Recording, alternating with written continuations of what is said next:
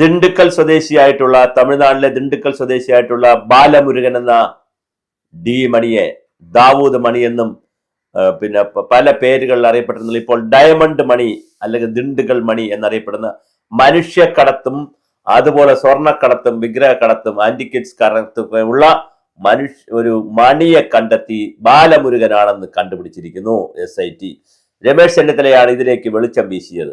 രമേശ് ചെന്നിത്തല പറഞ്ഞനുസരിച്ച് വ്യവസായിയാണ് ഈ കാര്യങ്ങളെ കൊടുത്തിരിക്കുന്നത്.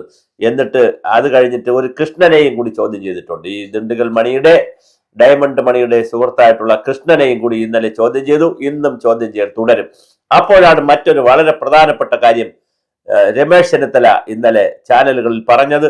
അതീവ ഗുരുതരമായിട്ടുള്ള, ഒരുപക്ഷെ കേരള സമൂഹം നാളിതുവരെ കണ്ടിട്ടില്ലാത്ത ഏറ്റവും വലിയ കൊള്ള നടക്കുന്ന ഒരു കാലഘട്ടമാണ് കഴിഞ്ഞ 10 വർഷക്കാലം കേരളത്തിലെ ക്ഷേത്രങ്ങളിൽ നടന്നത്.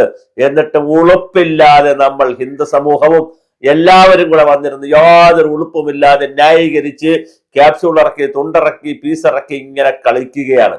ശബരിമല ക്ഷേത്രം തെരഞ്ഞെടുപ്പിന് ബാധിച്ചു. അത് ബാധിച്ചിട്ടില്ല, പന്തളത്ത് തോറ്റല്ലോ BJP. ഞങ്ങളെ ബാധിച്ചിട്ടില്ല. മുച്ചൂട് മുടിഞ്ഞ് പിന്നെ കരചരണാദികളെത്തി വാസവദത്തെ പോലെ കിടന്ന് ഉപഗുപ്തനെ തിരക്കുമ്പോഴും ഉപഗുപ്തൻ പറയുന്നു ഞാൻ വരാൻ സമയമായില്ല സോദരി എന്ന് പറയുമ്പോഴും ആ വാസവദത്തെ പോലെ കിടക്കുമ്പോഴും ചാരിത്ര പ്രസംഗം നടത്തുന്ന ഒരു മുഖ്യമന്ത്രിയെ നമ്മൾ ഇന്നലെ ചാനലിൽ കണ്ടു. എന്ത് മനോഹരമായിട്ടാണ് അദ്ദേഹം കാര്യങ്ങൾ പറയുന്നത്. അത് അവിടെ നിൽക്കട്ടെ. ഈ രമേശ് ചെന്നിത്തല പറയുന്നതനുസരിച്ച് ഈ കഴിഞ്ഞ രമേശ് ചെന്നിത്തല പ്രതിപക്ഷ നേതാവായിരുന്നപ്പോൾ, ശബരിമലയിൽ N വാസു പ്രസിഡന്റ് ആയിരുന്നപ്പോൾ സകല വിധത്തിലുള്ള കുഞ്ഞുകുട്ടി പരാധീനങ്ങളും നമ്മൾ പറയുന്ന ഒരു മൊഴി അനുസരിച്ച് നോക്കിയാൽ ചരുവം, ചെമ്പ്, പിത്തള, കൊടം, ഓട് തുടങ്ങി സകലതും പഴയതാണെന്ന് പറഞ്ഞ് വാരിക്കൊടുക്കാൻ ഒരു നടപടി ആരംഭിച്ചു. ആ നടപടിയിൽ എത്ര വിഗ്രഹമാണ് കൊണ്ടുപോകാൻ പദ്ധതിയിട്ടെന്ന് നമുക്കറിയത്തില്ല. ക്ഷേത്രമാകുമ്പോൾ അവിടെ ചെറിയ തലത്തിലുള്ള വിഗ്രഹങ്ങൾ കിട്ടും, ഇടത്തരം വിഗ്രഹങ്ങൾ കിട്ടും, പല വിഗ്രഹങ്ങൾ മാറ്റിവെക്കും, പലതും സംഭവിക്കും. ഇതിനിടയിൽ പ്രധാനപ്പെട്ട ശബരിമലയിലെ പഞ്ചലോക വിഗ്രഹം കൂടി എടുത്തു മാറ്റിയാലും നമ്മൾ അറിയാൻ കഴിയില്ല. കാരണം തന്ത്രി കുടുംബം ഇതിനകത്തുണ്ട്. വളരെ പ്രധാനപ്പെട്ട കാര്യമാണ്. തന്ത്രിക്ക് ഒറ്റയ്ക്കും മറ്റു കൂട്ടാളികളുടെ സഹായത്താലും ക്ഷേത്രത്തിൽ കയറാൻ കഴിയും. അങ്ങനെ ക്ഷേത്രത്തിൽ കയറാൻ കഴിയുന്ന തന്ത്രിക്കും പൂജാരിയും തന്ത്രിയും ഒക്കെ കൂടി ഒരു കൂട്ടുകച്ചവടം നടത്തിയാൽ പഞ്ചലോക വിഗ്രഹം പോലും എടുത്തു മാറ്റാം. പക്ഷേ അത് ഷഡാധാര പ്രക്രിയ പോലെ ഷഡാധാര ക്രിയ അനുസരിച്ച് ചെയ്തിരിക്കുന്നതായതുകൊണ്ട് ഈശ്വരൻ നമ്പൂതിരി പറയുന്നത് പോലെ 1950 തീ പിടിച്ചതിന് ശേഷം പിന്നെ ഷഡാധാര ക്രിയ അനുസരിച്ച് ചെയ്തു വെച്ചിരിക്കുന്നത് കൊണ്ട് അത്ര എളുപ്പമല്ല പഞ്ചലോക വിഗ്രഹം ഇളക്കിക്കൊണ്ട് പോകാൻ. കുറച്ച് പണിയുണ്ട്. അങ്ങനെ സാധാരണ ഒരു പീഠത്തിൽ വെച്ചിരിക്കുന്ന വിഗ്രഹമല്ല എടുത്തുകൊണ്ടങ്ങ് പോകാൻ. ഇതല്ലാതെ താഴേക്ക് 5-6 അടി താഴേക്ക് പോയി വല്ലാത്ത രീതിയിൽ കോൺക്രീറ്റ് ഒക്കെ ചെയ്ത് അതിനകത്ത് ഒരുപാട് പഞ്ചഗവ്യ ദ്രവ്യങ്ങളും ഒരുപാട് വസ്തുക്കൾ ഇട്ടതിന് ശേഷം ഫിറ്റ് ചെയ്തിരിക്കുന്ന ഒരു ക്ഷേത്രമാണ്. അതുകൊണ്ട് ആ പഞ്ചലോക വിഗ്രഹം അങ്ങനെ എടുത്തുകൊണ്ട് പോകാൻ അത്ര എളുപ്പമല്ല. അതിൽ കുറച്ച് കൺസ്ട്രക്ഷന്റെ എഞ്ചിനീയറിംഗ് സാങ്കേതിക വിദ്യ കൊണ്ട് നോക്കൂ. പണ്ടൊരു പീഠത്തിലിരുന്ന അയ്യപ്പനെ എത്ര മനോഹരമായിട്ടാണ് 1950 ഇനി ആരും അടിച്ചു പൊട്ടിച്ച് കളയരുതെന്ന് പറഞ്ഞ് എടുത്തു മാറ്റരുതെന്ന് പറഞ്ഞ് അതിനെ ഷഡാധാര ക്രിയ അനുസരിച്ച് ചെയ്തിരിക്കുന്നത്. കേരളത്തിലെ പ്രമുഖമായ പല ക്ഷേത്രങ്ങളും ഏറ്റുമാനൂരും വൈക്കത്തുമൊക്കെ ഷഡാധാര ക്രിയ അനുസരിച്ച്, അതെന്താ നമുക്ക് പിന്നെ സമയം പോലെ ഒരു അവസരം പറയാം. ഷഡാധാര ക്രിയ അനുസരിച്ചാണ് ഈ ക്ഷേത്രങ്ങളുടെ വിഗ്രഹങ്ങൾ പണിതിരിക്കുന്നത്. സാധാരണ അമ്പലത്തിൽ ചെയ്തിരിക്കും പോലെ അല്ല. അപ്പൊ ഈ ക്ഷേത്രം ഇങ്ങനെ പറയുമ്പോൾ രമേശ് ചെന്നിത്തല മറ്റൊരു കാര്യം പറയുന്നുണ്ട്. പത്മനാഭസ്വാമി ക്ഷേത്രത്തിലെ ഡയമണ്ട് അടിച്ചുകൊണ്ട് പോകാൻ ഒരു തീരുമാനമുണ്ടായിരുന്നു. എന്താണ് ഈ കൊള്ള സംഘം ചെയ്തത്? ഒരു 3ാം ഭരണവും വേണം, അവർക്കൊരു 5ാം ഭരണം കൂടെ കൊടുക്കുക. അവർ തുടർച്ചയായി ഭരിക്കട്ടെ. തുടർച്ചയായി ഭരിച്ചപ്പോൾ ബംഗാളിൽ ജനങ്ങളുടെ ജീവശ്വാസവും ജനാധിപത്യവും ജനങ്ങളുടെ ജീവിക്കാനുള്ള അവകാശവുമാണ് കൊണ്ടുപോയതെങ്കിൽ ഇവിടെ കൊണ്ടുപോകാൻ പോകുന്നത് കോടാനുകോടി വരുന്ന അയ്യപ്പന്റെയും വൈക്കത്തപ്പന്റെയും ഗുരുവായൂരപ്പന്റെയും തുടങ്ങിയിട്ടുള്ള ശ്രീ പത്മനാഭസ്വാമി അപ്പന്റെയും തുടങ്ങിയ സകല അപ്പന്മാരുടെയും അതുപോലെ തന്നെ അമ്മമാരുടെയും ചക്കുളത്തുകാവിലമ്മയുടെയും ആറ്റുകാലമ്മയുടെയും കൊടുങ്ങല്ലൂർ അമ്മയുടെയും അതുപോലെ ചട്ടിക്കുളങ്ങര അമ്മയുടെയും സകല അമ്മമാരുടെയും അമ്പലത്തിലിരിക്കുന്ന ദേവിമാരുടെ അമ്പലത്തിലിരിക്കുന്ന സ്വർണവും അതുമായി ബന്ധപ്പെട്ട വസ്തുക്കളായിരിക്കും ഇവർ കൊണ്ടുപോയി കോടാനുകോടി രൂപ ഉണ്ടാക്കുന്നത്. യാതൊരു ഉളുപ്പമില്ലാതെ മുഖ്യമന്ത്രി ഒരു ചിത്രം ഇന്നലെ കാണിച്ചു. മുഖ്യമന്ത്രി പറയുന്നു സോണിയാഗാന്ധിയുടെ കൂടെ ഉണ്ണികൃഷ്ണൻ പോറ്റിക്ക് ചെയ്യാൻ പറ്റുമോ?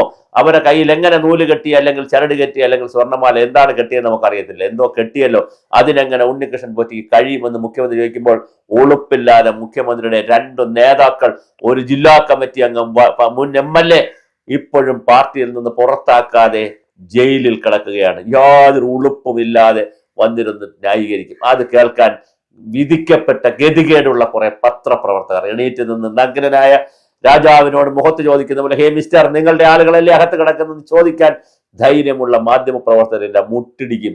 അജയ് ഘോഷ് അടക്കമുള്ള ഏഷ്യാനെറ്റിലെ അജയ് ഘോഷ് അടക്കമുള്ള ആളുകൾ ചെന്നിരുന്നു എന്ന് പറയുന്നു. മുട്ടിടിക്കും. ഈ അങ്ങനെ CMA എന്ന് പറഞ്ഞിട്ട് വളരെ സൗഹൃദമായിട്ട് എന്തെങ്കിലും ഒരു ചോദ്യം ലാസ്റ്റിൽ ചോദിച്ചാലായി, ചോദിച്ചില്ലെങ്കിലായി. മുഖത്ത് നോക്കി ചോദിക്കണം, വളരെ കൃത്യമായി ചോദിക്കണം. CM എന്തുകൊണ്ടാണ് ഈ അന്വേഷണത്തെ ഇങ്ങനെ വികലമാക്കി കൊണ്ടുപോകുന്നത്? SIT ഉള്ളത് കൊണ്ട് കുറച്ചെങ്കിലും മുന്നോട്ട് പോകുന്നു. പാർട്ടിക്കാരെ കണ്ടുപിടിച്ചിട്ട് അവരെ പുറത്താക്കുന്നില്ല. ഇപ്പോൾ ബാലമുരുകനെ കണ്ടുപിടിച്ചിരിക്കുന്നു. ഇനി ഉന്നതനാരാണ്? ആരാണ് ഇതിന്റെ കച്ചവടക്കാരൻ? ബിനാമി ആരാണ് ഇതിനകത്തുള്ള? ഇത് ഇന്റർനാഷണൽ തലത്തിൽ ഏതൊക്കെ രാജ്യത്ത് പോയി? എന്തുകൊണ്ട് സോണിയാഗാന്ധി അങ്ങനെ സോണിയാഗാന്ധിയുമായും അടൂർ പ്രകാശുമായും ആന്റണിയുമായും കൂടെ നിൽക്കുന്ന ഫോട്ടോ കണ്ടെങ്കിൽ അതിൽ അന്വേഷണം വേണമെന്ന് പറയാനുള്ള ചങ്കൂറ്റം കാണിക്കണ്ടേ? അല്ലാതെ കോൺഗ്രസ്സുകാരാണ് ഇത് അങ്ങനെ സോണിയാഗാന്ധിയുടെ അവിടെ എങ്ങനെ ആളെത്തി എന്നൊക്കെ ചോദിച്ച് സബ്ജക്റ്റിനെ ഡൈല്യൂട്ട് ചെയ്ത് ഞാനും മോഷ്ടിച്ചു അവനും മോഷ്ടിച്ചു ഞാനും മോഷ്ടിച്ചത് കൊണ്ട് കണ്ടു നിൽക്കുന്ന ഞങ്ങൾ രണ്ടു കൂട്ടരും അവൻ എന്നെ തല്ലി ഞാൻ അവനെയും തല്ലിയപ്പോൾ സെറ്റായില്ലേ എന്ന് ചോദിക്കുന്ന പിള്ളേര് കളിയുണ്ട്. അത്ര വളരെ മനോഹരമായി ലളിതമായ ഒരു പിള്ളേര് കളിയിൽ ഇത് തീർക്കരുത് മിസ്റ്റർ CM.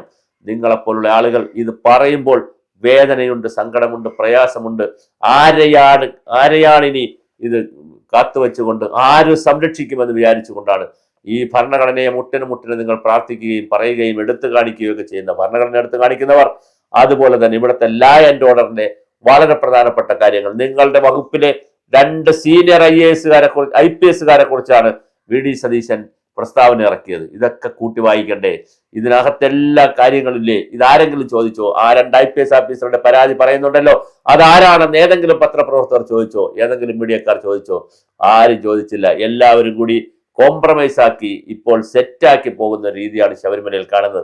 അവസാനം സംഭവിക്കാൻ പോകുന്നത് CBI ഏൽപ്പിക്കാൻ ഒരുപക്ഷെ കോടതി സാധ്യതയുണ്ട്. ഇത് ഇത്രയും ആഴത്തിലേക്ക് പോകുന്നത് കൊണ്ട് CBIയിലേക്ക് പോകാൻ സാധ്യത. CBI പോയാൽ ഇത് അവിടെ കൊണ്ട് തീരുമോ? അവിടെയാണ് വീണ്ടും രമേശ് ചെന്നിത്തല, അദ്ദേഹം ശരിക്കും പറഞ്ഞാൽ പ്രതിപക്ഷ നേതാവായിരിക്കേണ്ടിയിരുന്നില്ലേ എന്ന് തോന്നിപ്പോകുന്ന രീതിയിലാണ് ഇപ്പോഴത്തെ പ്രതിപക്ഷ നേതാവിനേക്കാൾ കുറച്ചുകൂടി ഈ ശബരിമല വിഷയത്തിൽ അല്ലെങ്കിൽ വിഷയങ്ങൾ ഓരോന്ന് എടുക്കുന്നതിൽ രമേശ് ചെന്നിത്തല കാണിക്കുന്ന ഊർജവും വേറെ ലെവലാണ്.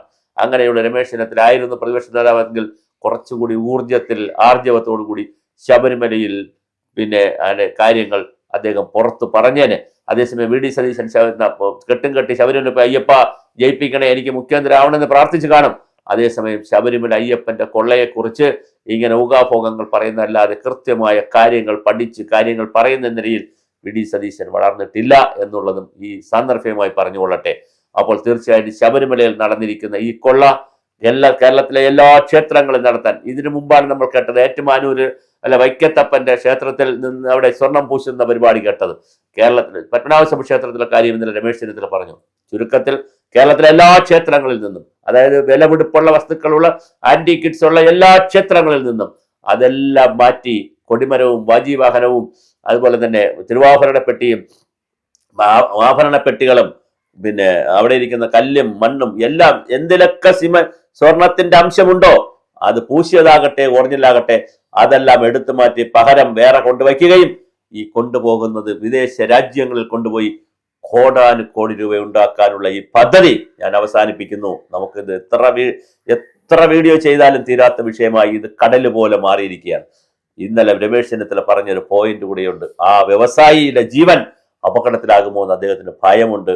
അതുകൊണ്ട് പുറത്ത് ഈ കാര്യങ്ങൾ പറയരുതേ എന്ന് രമേശ് ചെന്നിത്തലയോട് പറഞ്ഞിരിക്കുന്നു എന്ന് കേൾക്കുമ്പോൾ സത്യത്തിൽ നാം ഞെട്ടേണ്ടതല്ലേ?